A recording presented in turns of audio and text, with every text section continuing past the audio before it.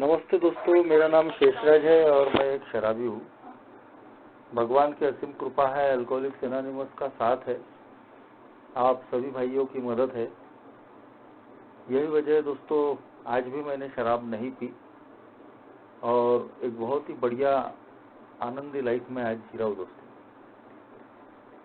आध्यात्मिक उपाय online meeting Pune का आभारी हूँ, जिन्होंने मुझे अल्कोहलिक्स एनोनिमस के ये लाइफ सेविंग स्लोगन्स, हमारी जिंदगी बचाने वाले जो स्लोगन्स है, इन पे अपने अनुभव साझा करने का मौका दिया। और आज मेरी जिंदगी से जुड़ा हुआ बहुत ही महत्वपूर्ण स्लोगन, शायद जिसकी वजह से ही दोस्तों मैं एए में टिक गया, मेरी जिंदगी बच गई और आज मैं एक बेहतरीन जिंदगी में जी रहा हूँ। वो स्लोगन है दोस्तों, कीप कमिंग बैक। वापस आते रहिए, आते रहो। दोस्तों, जहां तक मैं अल्कोहलिक्स एनोनिमस में आने के पहले के कुछ सालों को याद करता हूँ, तो मुझे बिल्कुल याद नहीं आता कि उन आखिरी के सालों में किसी ने मुझे गले लगाया होगा, मेरी पीठ पे हाथ फेरा होगा और दिल से ये बोला होगा कि आते रहे भाई, आते रहे, मिलते रहे। नहीं दोस्तों, मुझे कभी याद नहीं आ रहा अभी कि किसी ने ऐसा मुझे मेरे शराबीपन के आखिरी दिनों में बोला होगा। और इस बात के लिए पूरी तरीके से मैं खुद जिम्मेदार था। ऐसा अल्कोहलिज्म मैंने झेला था, ऐसे शराबीपन में मैं खो चुका था कि जिसकी वजह से दोस्तों ना तो मैं खुश था, ना मेरे से जुड़े हुए लोग खुश थे। उल्टा मेरी वजह से उनकी जिंदगियों में तनाव था, गुस्सा था, डर था, परेशानियां थी। ना सिर्फ मेरे परिवार के सदस्य, बल्कि मेरे से जुड़े हुए जो मेरे बहुत ही अच्छे करीबी दोस्त, मेरा भला चाहने वाले, मेरे व्यवसाय से संबंधित लोग, पड़ोसी, आसपास के रहने वाले एरिया के लोग, रिश्ते वाले, रिश्तेदार, सभी दोस्तों मेरे से दुखी थे। मेरी वजह से कहीं तो भी उनको बदनामी का सामना करना पड़ रहा था और मैं सिर्फ अपनी गरज पूरी करने के लिए कभी भी उन तक पहुंच जाता था और कभी भी उनका दिमाग खराब कर देता। मेरी अपेक्षाओं को उन्होंने अगर पूरा नहीं किया, मेरी गरजों को अगर उन्होंने पूरा नहीं किया, तो मैं उनके अपमान कर देता था, उनको कुछ भी बोल देता था। मेरी वजह से कई लोगों को ताने सुनने पड़ते थे, मेरे दोस्तों को, मेरे परिवार के लोगों को, मेरे रिश्तेदारों को, अरे संभालो यार उसको कोई तो भी। और सबको मालूम है दोस्तों, हम जैसे लोगों को क्या नाम से पुकारते हैं, बेवड़ा। तो कहीं तो भी दोस्तों मेरे से जुड़े हुए जो लोग थे, उनको अपमानित होना पड़ता था मेरी वजह से।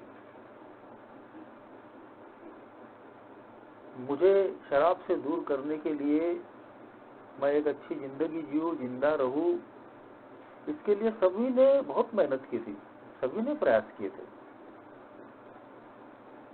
मेरे साथ पढ़ाई करने वाले दोस्तों ने, जिन्होंने अल्कोहलिज्म की मेरी शुरुआत देखी थी, ऐसे ही एक दोस्त, नॉन अल्कोहलिक दोस्त ने मुझे एक ही मीटिंग में भी लाके बैठाया था। ए में आने के 5-6 साल पहले की बात है। लेकिन शायद ईश्वर की कृपा उस वक्त होने की थी, तो उस दोस्त ने दोस्तों 10 मिनट के बाद में मीटिंग से मुझे बाहर लेकर चले गया कि बोले तुम यहाँ नहीं टिक सकते। उसके बाद मेरे जो व्यवसाय के लोग थे, वो लोग भी मुझे हमेशा समझाते रहते थे, क्योंकि मेरी वजह से, मेरा नाम लेके उनको लोग ताने मारते थे, तो उसकी वजह से काफी इरिटेट हो जाते थे वो। ऐसे ही आखिरी दिनों की बात है, मेरे व्यवसाय के 2 दोस्तों ने, मैंने खुद ही उनको बोला था, एक बाइक पे 3 लोग मुझे बीच में बिठाल के वो एक व्यसन मुक्ति केंद्र में मुझे ले गए थे, लेकिन किसी कारणवश मैं वहां भर्ती नहीं हो पाया। मेरे सुख दुख में, मेरी हर चीज में वो मुझे मदद कर रहे थे। उनको लगता था कि यार ये यहाँ से निकलना चाहिए, इसकी जिंदगी अच्छी होनी चाहिए। मेरे पड़ोस के लोग, शुरू के अल्कोहलिज्म में मैंने पैसों की मदद ली थी, किसी न कोई बहाना करके, कभी बीमारी का बहाना, कभी कोई और किसी चीज का बहाना। मैंने लगभग मेरे से जुड़े हुए हर आदमी के सामने में हाथ फैलाया था अपनी शराब की गरज पूरी करने के लिए। और जो मेरी एक इमेज थी, एक पढ़े लिखे लड़के की, एक सोशल एक्टिव लड़के की, मेरा व्यवहार अच्छा था, भाषा अच्छी थी पहले, तो उन्होंने मेरे पे भरोसा करके हमेशा मेरी मदद की, हमेशा मेरा सम्मान किया। लेकिन जैसे जैसे मेरी शराब बढ़ते गई और उन लोगों की नजर में वो आते गई, फिर वो मेरे दोस्त, पड़ोसी, रिश्तेदार, काम धाम के ऊपर, और उनके समझाने के बाद में भी जब मैं उनकी सुनने को तैयार नहीं, तो धीरे धीरे उन लोगों ने मुझे दरकिनार करना, अवॉइड करना शुरू कर दिया। अब वो मेरे बहाने समझ चुके थे। जब भी मैं उन तक पहुंचता था, वो जान लेते थे कि ये क्यों आया है, और मैं फिर चाहे कितना भी सॉलिड बहाना बनाऊं, उन्होंने मुझे भाव देना बंद कर दिया, क्योंकि उनको मालूम है कि ये किस चीज के लिए पैसे मांग रहा है, किस चीज के लिए मदद मांग रहा है। और 2003 की बीमारी में जब मैं मरते मरते बचा, जब उसके बाद भी 11 महीने के बाद में मेरी जिंदगी में शराब आई, तो जो थोड़ा बहुत गुस्सा था मेरे खिलाफ में लोगों के मन में, वो पूरी तरीके से नफरत बन गया। लोगों की नजरों में मैंने अपने लिए नफरत देखी। उन्होंने सीधे मुझे अपमानित करना शुरू कर दिया। इतने बुरी तरीके से वो चिढ़ गए। उनको ऐसा लगा यार कोई आदमी है क्या, अभी अभी मरते मरते बचा है, तो साला फिर शराब शुरू कर दिया इसने। तो आखिरकार मेरा सोशल बॉयकॉट हो गया दोस्तों।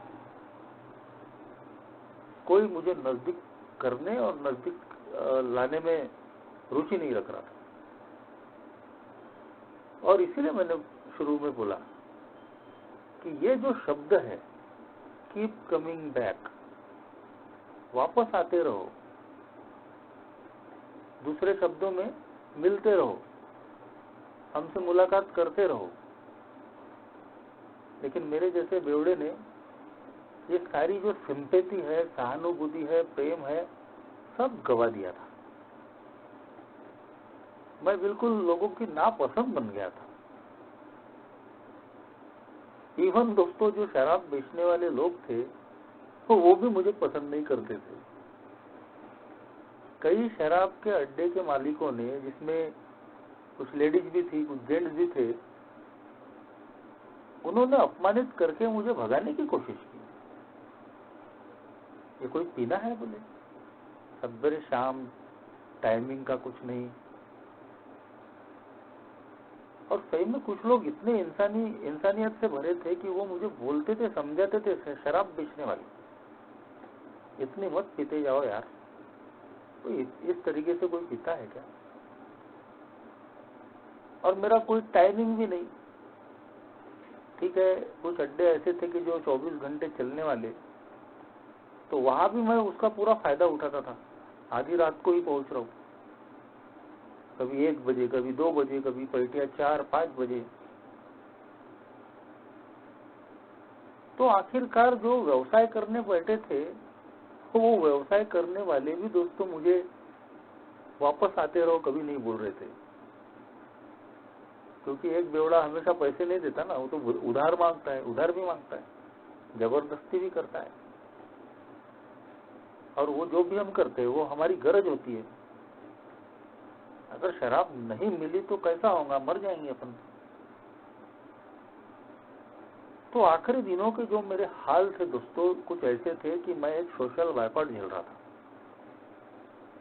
मैं और मेरी शराब, सवेरे 3 घंटे और शाम को 3 घंटे दारू के अड्डे पे पड़े रहना और दिन भर जुगाड़ में रहने का। कभी किसी को कोई चीज की टोपी पहना के, कभी किसी से किसी बात का झूठ बोल के, जैसे तैसे पीने के लिए पैसे का अरेंजमेंट कर लो। बाकी कोई जिम्मेदारी नहीं थी। घर का सदस्य होने के नाते घर कैसा चल रहा है, घर के लोग कैसे जी रहे, मेरी क्या जिम्मेदारी है, मुझे क्या करना है, खाने पीने का मुझे कोई चिंता ही नहीं थी। सिर्फ पीने की चिंता थी, शराब की। खाना नहीं मिलेगा चलेगा, पीना होना चाहिए। और ये जो जिंदगी में जो फ्रस्ट्रेशन था, जो आत्मदया थी कि अपने को कोई समझने वाला नहीं है बॉस, मैं बेचारा, अपनी भावनाओं को कोई समझ नहीं सकता, ये सब लोग अपने को समझ नहीं रहे, मैं कितनी तकलीफ में हूँ, क्या क्या मैंने सहन किया, कितनी मैं समस्याओं में बस, लोग नहीं समझ सकते अपने को। और ये आत्मदया, ये अकेलापन मुझे बार बार शराब की तरफ ही लेके जाता था, क्योंकि शराब के नशे में ये सारी चीजें मैं भूल जाता था। मगर शराब परमानेंट सॉल्यूशन नहीं थी। जैसे ही शराब उतरती थी फिर सारे दुनिया के ख्याल आ जाते थे, फिर दिमाग खराब हो जाता था, अब कैसा, फिर शराब की तरफ भागो। और ऐसे में ही दोस्तों जब मैं आखिरी दिनों में फिर एक बार मरने की कगार पे आ गया और साफ साफ दिख रहा था कि मरना तय है, ऐसे ही पीते रहोगे तो मरना तय है। और दूसरा डर था कि नहीं पिएंगे तो मर जाएंगे, चक्कर आना, हाथ पांव टेढ़े हो जाना, गिर जाना, कुछ पता नहीं होना, वजन 35-40 किलो, आर्थिक स्थिति खराब, सामाजिक स्थिति खराब, पारिवारिक स्थिति खराब, व्यवसायिक स्थिति खराब, हर फ्रंट बर्बाद। लेकिन ऐसे में ही ईश्वर की और एक बार कृपा हुई। एक अल्कोहलिक दोस्त की वजह से एक का मैसेज मिला और उस अल्कोहलिक दोस्त के साथ दोस्तों मैं अल्कोहलिक्स एनोनिमस की मीटिंग में आया। पहले ही दिन मीटिंग में मैं जिन लोगों को जानता नहीं था, वो मेरी पहचान के नहीं थे, मेरे कोई खून के रिश्ते के, मेरे कोई दोस्त नहीं थे, बिल्कुल अजनबी अपरिचित लोग। मीटिंग खत्म होने के बाद में सबने घेर लिया, मुझे गले लगाया, नाम पूछा, पीठ पे हाथ फेरा, गले में हाथ डाला और बोले आते रहो बॉस, आते रहो, हमारा भी अच्छा हुआ, आपका भी अच्छा होगा। शेयरिंग में भी कुछ लोग यही अपील कर रहे थे। हमारी भी जिंदगी में बर्बादियां हुई, लेकिन नए भाइयों से यही अपील करते हैं कि वो पहली मीटिंग को आखिरी मीटिंग न करें और इस मीटिंग में आते रहें। हमारा अच्छा हुआ है, आपका भी अच्छा होगा। और जिस ईमानदारी से और खुले मन से वो अनुभव शेयर हो रहे थे दोस्तों, शायद वही ईश्वर की कृपा थी। उसी ईमानदार और खुले मन की जो शेयरिंग्स थी, उन्होंने मेरी जिंदगी में वो स्पिरिचुअल ट्रांसफॉर्मेशन कर दिया, आध्यात्मिक परिवर्तन, एक साइकिक चेंज, कि मेरी जो सोचने समझने की जो शक्ति थी, मानसिकता थी, वो सब बिल्कुल पहले ही मीटिंग से बदल गई। मैं भी शराब बंद करना चाहता था, क्योंकि आखिरी स्थिति ऐसी थी, और ये यानी मेरे लिए अंतिम दरवाजा था। और मैं देख चुका था कि मेडिकल साइंस की भी हेल्प ले चुका था, साइकेट्रिक की भी हेल्प ले चुका था, विल पावर भी काफी आजमा लिया था, लेकिन कहीं कोई सफलता मुझे मिली नहीं। और इसीलिए दोस्तों, जब पहली ही मीटिंग में मेरे ही जैसे शराबी भाइयों के जब मैंने अनुभव सुना, तो उस पर कोई शक करने का कोई सवाल ही नहीं था, क्योंकि मैं उन लोगों को जानता ही नहीं था, वो मेरे पहचान के थे ही नहीं। और एक आदमी झूठ बोलेगा, बाकी इतने सारे जो लोग अनुभव शेयर करें, सब तो झूठ नहीं हो सकते।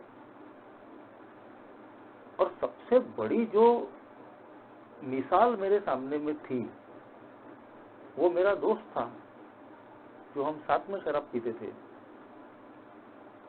मैं बाकी लोगों को अगर झूठ साबित कर भी दूं कि मुझे देख के ये ऐसे अनुभव शेयर कर रहे, लेकिन जिस दोस्त के साथ में मैं एक ही मीटिंग में आया, वो उसको तो मैंने साक्षात अनुभव किया था ना, वो तो मेरे साथ में ही पीता था, उसका शराबीपन नजदीक से देखा था, तो कोई शक और सवाल करने का कोई मतलब ही नहीं था। और इसीलिए पहले ही दिन दोस्तों, मैंने बगैर किंतु परंतु के जो भी उस मीटिंग में हुआ उसको सच मान के चला कि ये लोग जो भी बोल रहे हैं बिल्कुल सही बोल रहे हैं, कहीं इसमें कोई झूठ नहीं है, और ये एक ऐसी जगह है कि जहां मेरी शराब बंद हो सकती है। और उस पहली ही मीटिंग से ऐसे मिरेकल्स हुए मेरी जिंदगी में कि वो जो एक पीने का जुनून, पीने का जो पागलपन, मेंटल ऑब्सेशन जो था शराब के मामले में, वो इस अल्कोहलिक्स एनोनिमस के मामले में शिफ्ट हो गया। दूसरे ही दिन से दोस्तों, मेरे दिलो दिमाग पे सिर्फ अल्कोहलिक्स एनोनिमस ही छाई हुई थी, एक ही मीटिंग ही छाई हुई थी। सवेरे शाम दारू के अड्डे की तरफ जाने वाले जो कदम है, वो अल्कोहलिक्स एनोनिमस की मीटिंग करने के लिए बेचैन होने लगे। और रोज शाम का हमारा पक्का हो गया था। उस वक्त सवेरे की मीटिंग चालू होने की थी हमारे तरफ, शाम की 7 से 8 मीटिंग होती थी, और रोज मेरा दोस्त और मैं एक साथ अपने एरिया से पैदल निकलते थे। वो क्रम बन गया था। और बिल्कुल दिन भर शराब के बारे में सोचने वाला इंसान एक ही मीटिंग, पहली ही मीटिंग करने के बाद, और जो अनुभव मुझे आए, जो प्रेम और अपनापन मुझे उस मीटिंग में मिला, उसकी वजह से दोस्तों, दिन भर शराब के बारे में सोचने वाला इंसान वो मीटिंग के बारे में सोचने लगा कि अब 7 बजेंगे, पौने 7 बजेंगे, अब मेरा दोस्त आएगा और फिर हम निकलेंगे। तो ये जो शब्द है दोस्तों, कीप कमिंग बैक, छोटा सा स्लोगन, छोटे से शब्द, लेकिन मेरे जैसे बेवड़े की जिंदगी बचाने के लिए, उसकी जिंदगी को बदलने के लिए कितना बड़ा काम कर सकते हैं, ये मैं अपने अनुभव से अंदाजा लगाता हूं। और इसकी अहमियत आज मैं समझता हूं, और अहमियत समझने की वजह से आज ये जिम्मेदारी मैं उठाता हूं कि जो भी भाई मीटिंग में मुझे नया दिखता है, तो मैं उसके लिए और कुछ कर पाऊं या न पाऊं, मैं उसको ये जरूर बोलना चाहता हूं कि यार वापस आते रहो, अपनी पहली मीटिंग को आखिरी मीटिंग मत करो। पहले ही दिन सारा प्रोग्राम समझने वाला नहीं है। बहुत सारे हमारे मन में सवालात रहते हैं, किंतु परंतु रहते हैं, मेरे भी मन में थे।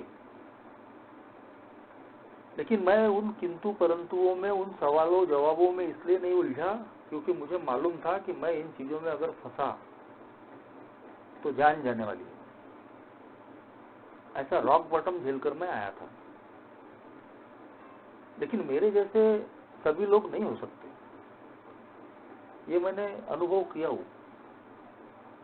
बहुत सारे लोग जब पहली मीटिंग में आते हैं पहले दिन, तो उतना वो अंदर से अपना बॉटम हिट करके नहीं आए हुए होते हैं, डिनायल मोड में रहते हैं।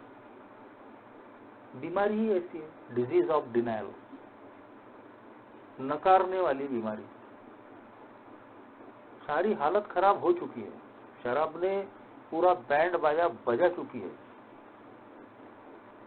लेकिन हमारा ईगो इतना खतरनाक रहता है, हमारा घमंड इतना खतरनाक रहता है कि वो हमारी वास्तविकता स्वीकार ही नहीं करने देता। हमको लगता है कि हाँ, ये क्या बता रहे, बीमारी है और बर्बाद, अपना उतना ऐसा थोड़ी है बॉस। ऐसे ऐसे लोग मैंने देखे हैं दोस्तों, कब्र में पांव लटके हैं फिर भी मानने को तैयार नहीं। कंपैरिजन, अपना थोड़ी ऐसा है, अपन तो इंग्लिश पीते, अपन तो एक टाइम पीते, अपने पीने से अपने किसी काम धंधे को, लोगों को, किसी को कोई तकलीफ नहीं बॉस। जबकि दारू में पूरा फंस चुके हैं, घर के हाल पूरे खराब हो चुके हैं, लोगों की जाने जा चुकी है हमारी शराबीपन से, लेकिन फिर भी मानने को तैयार नहीं। और जब यह सरेंडर हमारे अंदर में नहीं होता, तभी दोस्तों हम ए में टिक नहीं पाते। ए की पहली मीटिंग से दूर हुए कई लोग हैं दोस्तों, कई लोग जिसमें आज जिंदा भी नहीं है बहुत सारे लोग। उन्होंने पहली ही मीटिंग में तय कर लिया कि ये अपने लिए नहीं है। कभी किसी के रॉक बॉटम अनुभव सुन के करते हैं शेयर खुले मन से कोई, कि हमारी किसी की बीवी जल के मर गई, किसी ने बच्चे के दूध के पैसे चुरा कर शराब पी लिया, किसी ने उल्टी की शराब पी ली। ऐसे अनगिनत खतरनाक 101 अनुभव एक ही मीटिंग में सुनने को मिलते हैं। मेरा अगर अंदर से सरेंडर नहीं हुआ है, जितनी मेरी बर्बादी हुई है उतनी मैंने कबूल नहीं किया, तो मेरे जैसे शराबी का जो मन है वो कंपैरिजन करते रहता है। अपना ऐसा नहीं है बॉस। कुछ यंग लोग आ जाते हैं में 20-25 साल, 18-19 साल, 16 साल वाले, उनको लगता है कि यार अपनी तो उम्र ही नहीं हुई, ये तो सब पी खा के बढ़िया मजाक करके आए हुए लोग हैं, और अब ये बता रहे हमारी बीवी छोड़ के चले गई थी, काम धंधे चले गए, और ये हमारी तो बीवी बच्चे ही नहीं है, हम तो नौकरी वाले ही नहीं है, हमारा तो कुछ बिका भी नहीं बॉस। तो ये डिनायल मोड। और इसीलिए जब अंदर से सरेंडर नहीं रहा तो इस तरीके के हम कंपैरिजन करते हैं और ए के प्रोग्राम को शक की निगाह से देखते हैं। क्योंकि सरेंडर रहा तो हम जरूर सुनते हैं, हमारा मन खुला रहता है, लेकिन अंदर से अगर हम टूटे हुए नहीं है तो हम कई प्रकार की चीजों में उलझे हुए रहते हैं। ये प्रोग्राम साला क्रिश्चियन बनाने का प्रोग्राम तो नहीं है, ये सब ईश्वर, गॉड, भगवान सब यही चल रहा है बॉस। ये लाल किताब लेके पढ़ रहे, जरूर ये वो फलाने धर्म की पुस्तक होंगी, हाय बोल रहे, good morning, good night, welcome, और नाम भी ऐसे इंग्लिश नाम ले रहे। ये कहीं मेरा धर्मांतरण तो नहीं कर देंगे? अनगिनत सवाल। अब मैं तो एक नास्तिक इंसान था, जो मैंने बताया कि 2007 के पहले भी 5-6 साल पहले मुझे एक नॉन अल्कोहलिक दोस्त ने एक ही मीटिंग में लेकर आया था, और उसी दोस्त ने 10 मिनट के बाद में मीटिंग से बाहर ले चले गया। मैं नहीं गया था, मेरे दोस्त ने लेके गया था। उसको पूछा क्यों, क्या हो गया? तो बोले यार ये सब यहाँ ईश्वर भगवान गॉड चल रहा है बोले, और मेरे को मालूम है बोले तुम टिकोगे नहीं। अब उस नॉन अल्कोहलिक दोस्त की क्या गलती है? क्योंकि मैं वो जानता था कि ये कैसा इंसान है, ये भगवान को नहीं मानता, भगवान को गालियां देता है। और सही बात है दोस्तों, उस वक्त मैं थोड़ा बहुत नशे में था, लेकिन अगर मैं होश में रहता और ये चीजें अगर मैं सुनता तो हो सकता था कि मैं भी ए को रिजेक्ट कर देता था। ये 2007 के पहले की घटना है, 5-6 साल पहले की। मुझे मालूम भी नहीं था कि मैं ए में आया हूँ, ए की मीटिंग। लेकिन 2007 में जब मैं आया तो तब तक मेरी सारी लाल हो चुकी थी, सारी बर्बादियां हो चुकी थी, और मैं जीना चाहता था, मैं मरना नहीं चाहता था। और इसीलिए 2007 में जब मैं आया तब भी वही चीजें चल रही थी, ईश्वर भगवान गॉड, ईश्वर की कृपा। लेकिन अब मैं खुले मन से सुन रहा था। और जो मेरे पहले आए हुए लोग हर मीटिंग में ओल्ड टाइमर्स यही एक बात शेयर कर रहे थे, कीप कमिंग बैक, वापस आते रहो, तुम्हारे हर सवालों का जवाब मिलेगा। पहली मीटिंग आखिरी मीटिंग मत करो। शायद इसी वजह से दोस्तों वो 90 डेज 90 मीटिंग्स का कंसेप्ट पैदा हुआ, क्योंकि हमारे पूर्वजों ने, हमारे ओल्ड टाइमरों ने ये अनुभव लिए होंगे। सारा ए का प्रोग्राम अनुभव पे आधारित है, अनुभव से ही ये प्रोग्राम बना है। और लोगों की गरज, हम अल्कोहलिक लोगों की मानसिकता, इसको देखते हुए ही नए नए स्लोगन्स ए में इंट्रोड्यूस हुए और ये प्रोग्राम बनते चले गए। तो जो 90 डेज 90 मीटिंग्स जो बोलते हैं, वो शायद इसीलिए बोलते हैं दोस्तों कि शुरू में जब एक मेरे जैसा शराबी आता है तो उस पर एक अल्कोहलिक फॉग होता है, शराब का कोहरा, और वो अपनी विचारधारा, अपनी मानसिकता, अपने कंसेप्शन में उलझा हुआ रहता है। और वो सारी चीजें थोड़ा क्लियर होने के लिए समय लग सकता है। एक तो जब रिसेंटली हम शराब से दूर होते हैं तो हम मानसिक रूप से, भावनात्मक रूप से, शारीरिक रूप से भी थोड़ा कमजोर रहते हैं और रिसेप्टिव मूड में नहीं रहते। बहुत सारे ऐसे शराबी भाइयों को हमने देखा है कि पहले दिन उनको मीटिंग में क्या चल रहा कुछ समझ में ही नहीं आता, इतना शिवरिंग रहता है, इतना हिलते हैं वो, इतने विड्रॉल्स में रहते हैं कि बहुत लोग बताते हैं कि पहले मीटिंग में क्या हुआ, किसने क्या बोला, हमको समझ में ही नहीं आया। इतना मानसिक, शारीरिक, भावनात्मक रूप से हम लोग उस वक्त कमजोर रहते हैं। लेकिन अगर हम मीटिंग में आते रहते हैं, धीरे धीरे शराब के विड्रॉल्स निकलते जाते हैं, शरीर आजाद होता है, मन आजाद होता है, हमारी मानसिकता खुलती है, तो धीरे धीरे लोगों के अनुभव से दोस्तों हमारे सारे कंसेप्ट जो है, जो भी किंतु परंतु हमारे दिमाग में चल रहे हैं, वो क्लियर होते हैं। मैं भी, जैसा मैंने बताया कि मैं नास्तिक किस्म का इंसान था, मेरी मजबूरी थी करके मैं टिके रहा। लेकिन सवाल थे higher power, God, as we understood, तो ये सारी चीजें कई तो भी मुझे भी परेशान कर रही थी कि आखिर है क्या। कोई बोलता था कि भाई तुम ए को उच्च शक्ति के तौर पे मान सकते हो, फिर कोई बोलता था कि गॉड को माने वगैरह तुम्हारा होगा ही नहीं काम, अध्यात्म ईश्वर की संकल्पना के वगैरह अधूरा है। अब साला बड़ा कंफ्यूज हो जाता था आदमी कि एक तो बोलते हैं कि भाई ए के प्रोग्राम में सक्सेस होने के लिए गॉड को मानना जरूरी नहीं है, तुम अपनी उच्च शक्ति चुन सकते हो, और फिर कोई शेयरर बोल रहा है कि नहीं गॉड को मानना ही पड़ेगा। अपनी समझ के ईश्वर को मानो। भगवान के बगैर प्रोग्राम अधूरा है, अध्यात्म अधूरा है।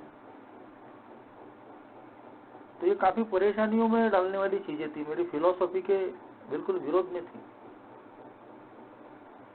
लेकिन दोस्तों, ये जो स्लोगन है, आते रहो, कीप कमिंग बैक, वापस आते रहो, अपना मन खुला रखो, ओपन माइंड, खुले मन से अपनी बातें भी लोगों को सुनाओ और खुले मन से लोग क्या बोल रहे हैं उनको भी सुन लो। मैं तो इतना हेकड़ इंसान था, अपने घमंड में चूर, कि मैं किसी की सुना ही नहीं कभी। और कोई अगर मुझे मार्गदर्शन या सलाह देने के लिए अगर हुआ खड़ा, तो मैं पहले ही उसको सुला देता था। यानी मैंने सारे दरवाजे बंद कर दिए थे ज्ञान के, क्योंकि मैं ही सब कुछ था, मुझे सारी दुनिया का ज्ञान था। और इसीलिए कोई सलाह दे रहा है, कोई समझा रहा है, तो ये क्या बताएगा आपने को। तो माइंड मेरा क्लोज हो गया था, कोई नई चीज अंदर आई नहीं रही थी। लेकिन अल्कोहलिक्स एनोनिमस के प्रोग्राम पे सफल होने के लिए बताया गया, ऑनेस्टी, ओपन माइंड, विलिंगनेस, तभी आप इस प्रोग्राम पे सक्सेस हो सकते हो। आपकी मन की तैयारी होनी चाहिए, आप में ईमानदारी होनी चाहिए और आपका मन खुला होना चाहिए। अगर मेरा माइंड क्लोज है तो मैं किसी की सुनूंगा ही नहीं। बगैर सोचे समझे, बगैर जाने मैं उसकी बातों को दरकिनार कर दूंगा। है, अपने को पसंद नहीं है बहुत ही। अनगिनत लोगों को मैंने ईश्वर, उच्च शक्ति की संकल्पना से नाराज होके ए के बाहर जाते हुए देखा। आज भी बहुत सारे लोग हैं, सोबर हैं, 2-2, 4-4, 10-10 साल के, लेकिन उनकी जो गुंडी है अभी भी यही अटकी है कि ईश्वर और उच्च शक्ति है, नहीं है, क्या है, अपने को उससे नहीं मतलब। कई लोगों को तीसरा कदम गले के नीचे उतरता ही नहीं। और इसीलिए दोस्तों, अगर मैं ए में आते रहता हूं, अपना मन खुला करके लोगों के अनुभव सुनते रहता हूं, तो जरूर बेशक मैं अपने अनुभव से बता सकता हूं कि मेरे सारे सवालों के जवाब मिलने वाले हैं। ए में सारे ऑप्शंस मेरे लिए खुले रखे हुए हैं।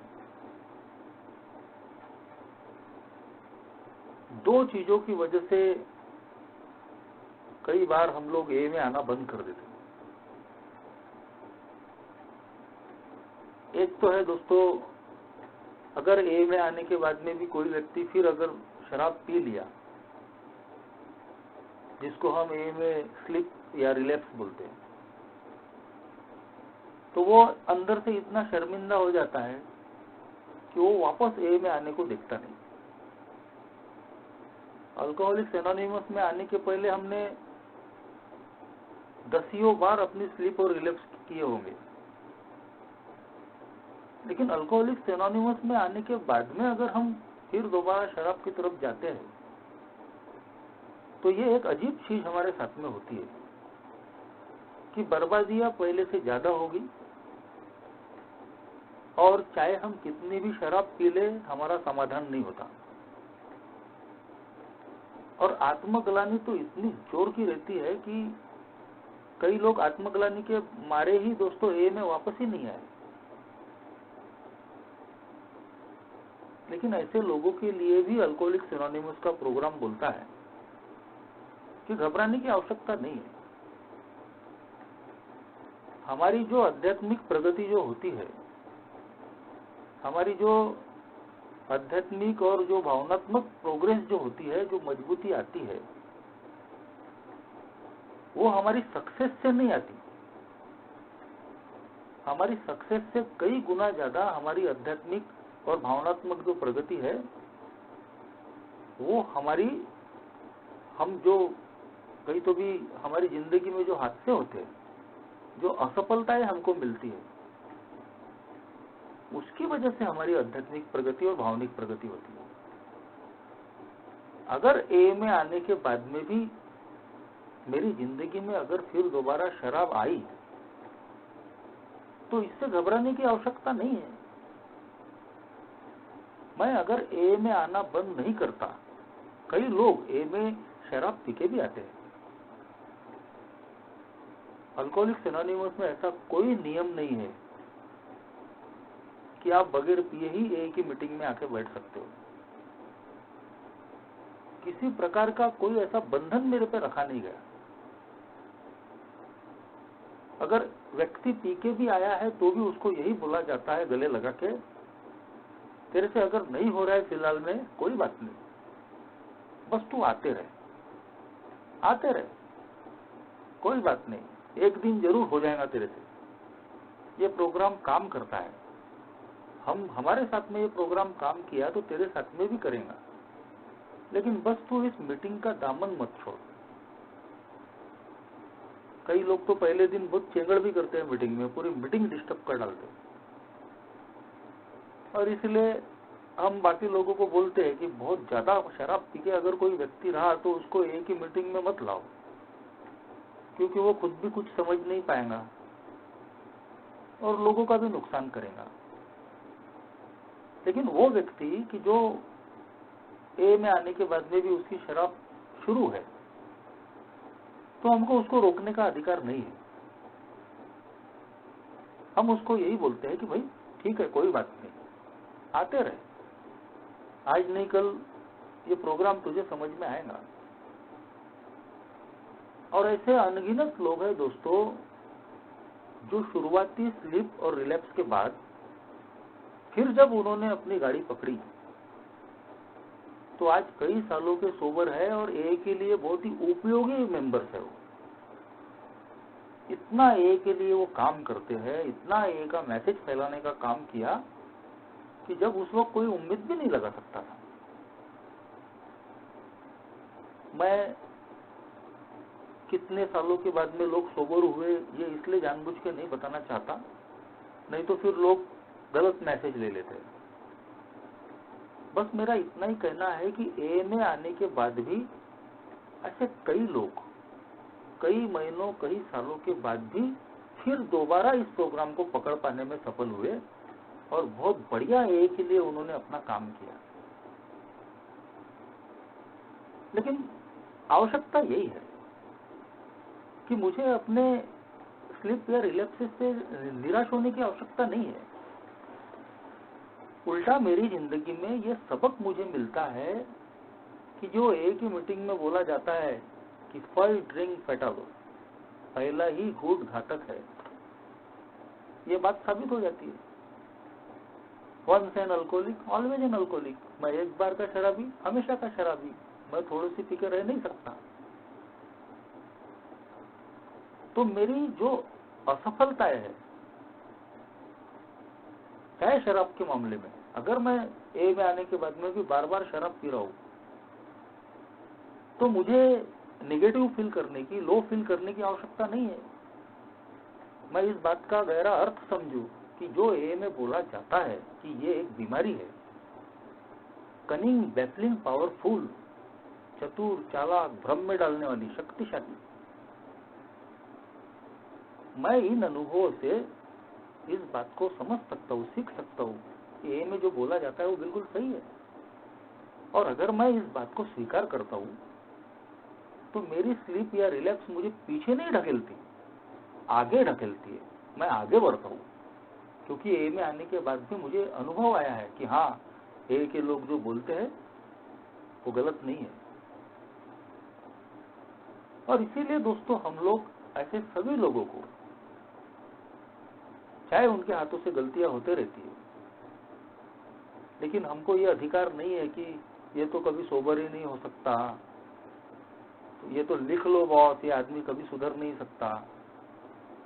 किसी के बारे में भी ये जजमेंट पास करने की कोई हमको जरूरत नहीं है और कोई अधिकार भी नहीं है। ए मिरेकल्स से भरा हुआ है, मिरेकल्स, ऐसे ऐसे मिरेकल्स, ऐसे ऐसे चमत्कार है ए में कि हम कभी उम्मीद भी नहीं कर सकते।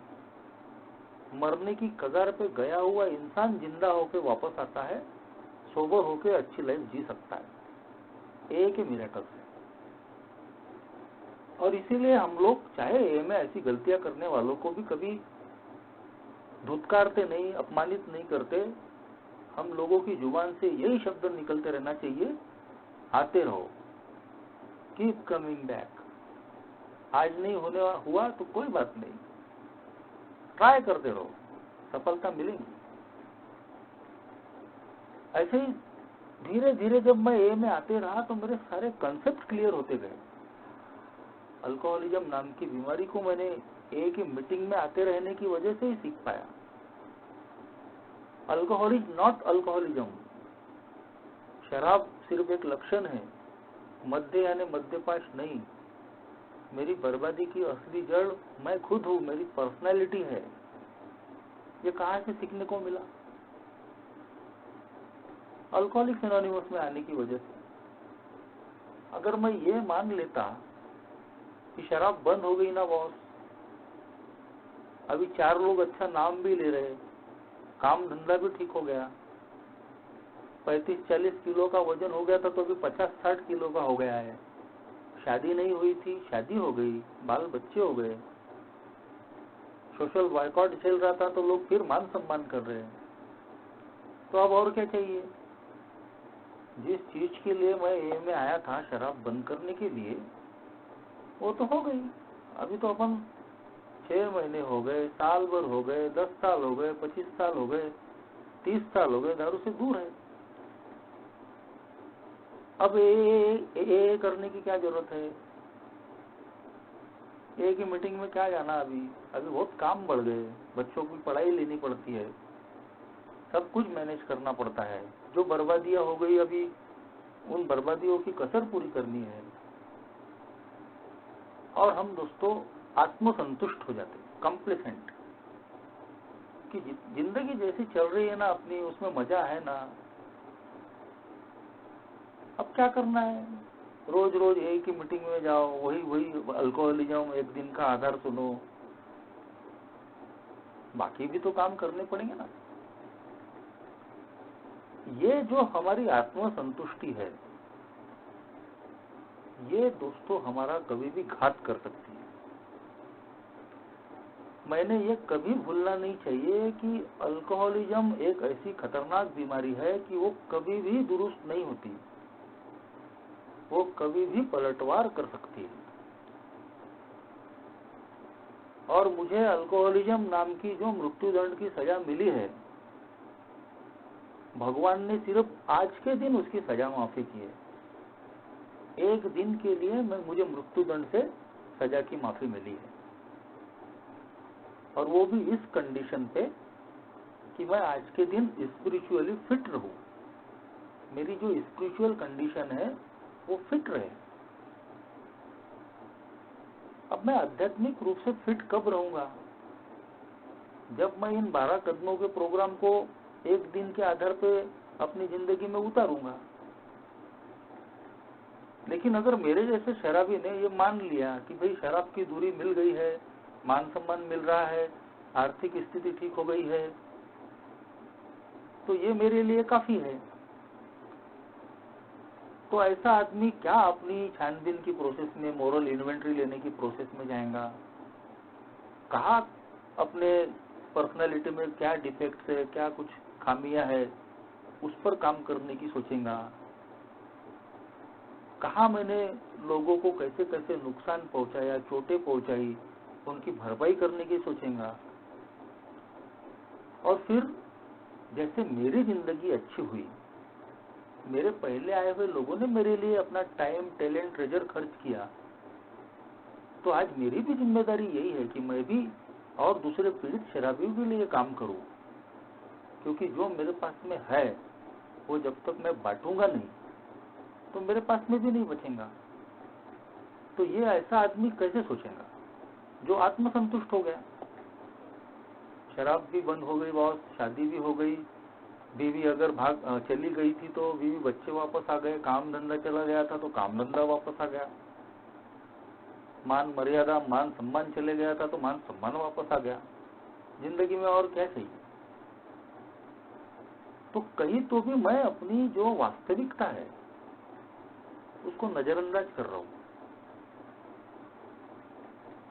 अल्कोहलिज्म एक ऐसा छुपा हुआ शत्रु है, छुपा हुआ, कि वो कब पलटवार करेगा हम समझ भी नहीं सकते। और इसीलिए दोस्तों हमारी जो सीखने की जो प्रक्रिया है वो निरंतर जारी रहनी चाहिए। अगर मैंने सीखने की प्रोसेस बंद कर दी है, अरे सुनूंगा ही नहीं तो सीखूंगा कहां से? लिसन एंड लर्न बोलते हैं। सुनो ओपन माइंड से क्या बोल रहे हैं लोग, और जो सुनते हो फिर उसको उस पर अमल करो। लेकिन अगर मैं आत्मसंतुष्ट हो गया, फिर मेरा घमंड जाग गया कि अब तो मुझे सब समझ में आ गया, अल्कोहलिज्म समझ में आ गया, one day at A time समझ में आ गया, कैसे शराब से दूर रहना ये भी समझ में आ गया, तो अब मुझे मीटिंग करने की आवश्यकता नहीं है, फेलोशिप में रहने की आवश्यकता नहीं है, 1 के 12 कदमों को प्रैक्टिस करने की आवश्यकता नहीं है। तो इसका मतलब है कि मैं पिंक क्लाउड में उड़ रहा हूं। मैंने नया कुछ भी पाने और सीखने की जो प्रोसेस है बंद कर दी है। इसीलिए बिल डब्ल्यू लिखते हैं दोस्तों कि ये एक स्पिरिचुअल किंडरगार्टन है। स्पिरिचुअल किंडरगार्टन बोला है, किंडरगार्टन, शिशु वर्ग, बालवाड़ी, बच्चे के एजुकेशन की शुरुआत होती है वहां से। बिल डब्ल्यू ने हाई स्कूल नहीं बोला, कॉलेज नहीं बोला, यूनिवर्सिटी नहीं बोला, किंडरगार्टन बोला कि हम अल्कोहलिक्स एनोनिमस का ये प्रोग्राम एक आध्यात्मिक शिशु वर्ग, बालवाड़ी चला रहे हैं,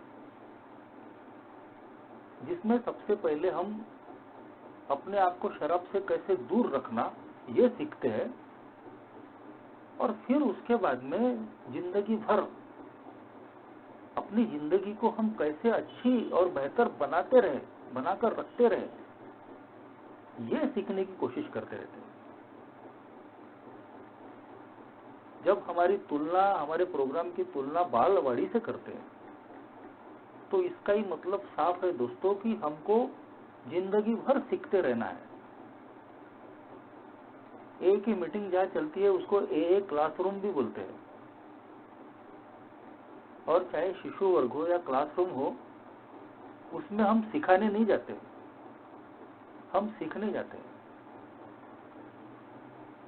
और ये हमारी सीखने की जो प्रक्रिया है वो कभी बंद नहीं हो, इसीलिए हमको रिमाइंडर दिया जाता है, कीप कमिंग बैक, वापस आते रहो। ये जो स्लोगन है ऐसा नहीं है दोस्तों कि सिर्फ जो पहला दिन आया है उसी के लिए लागू होता है। जिसका आज पहला दिन है उसको भी लागू होता है, और जिसको कई साल हो चुके हैं उन लोगों को भी ये स्लोगन उतने ही जोर से, जबरदस्त तरीके से लागू होता है, क्योंकि सीखने की प्रक्रिया कभी बंद नहीं होनी चाहिए।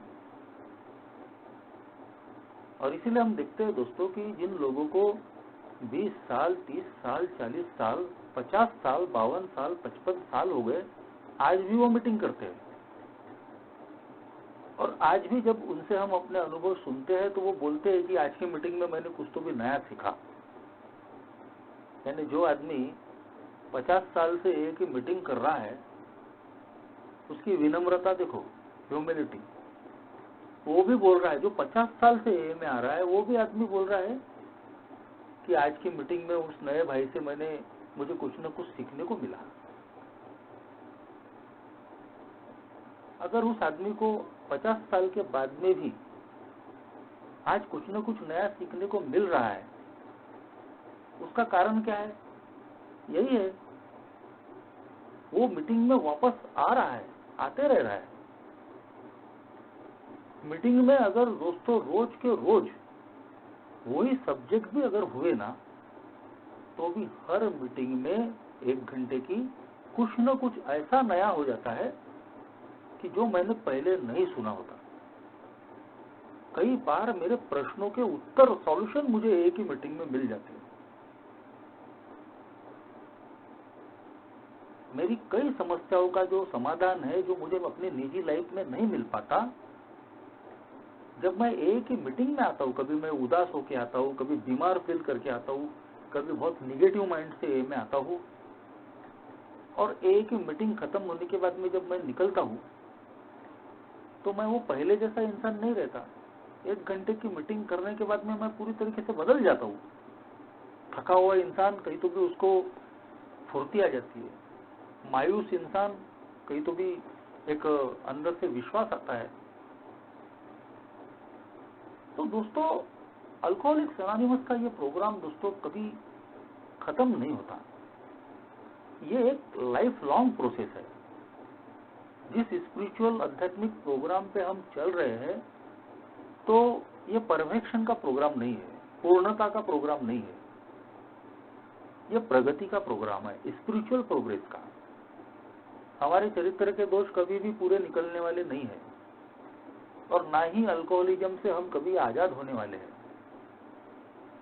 और इसीलिए दोस्तों, हमको निरंतर सीखने के लिए, नया कुछ पाने के लिए, नई जानकारी लेने के लिए इस एक ही मीटिंग में, एक ही फेलोशिप में निरंतर जुड़ते रहना पड़ता है, वापस आते रहना पड़ता है। पहले दिन जो इंसान आता है उसके लिए ये जिंदगी बचाने का प्रोग्राम है।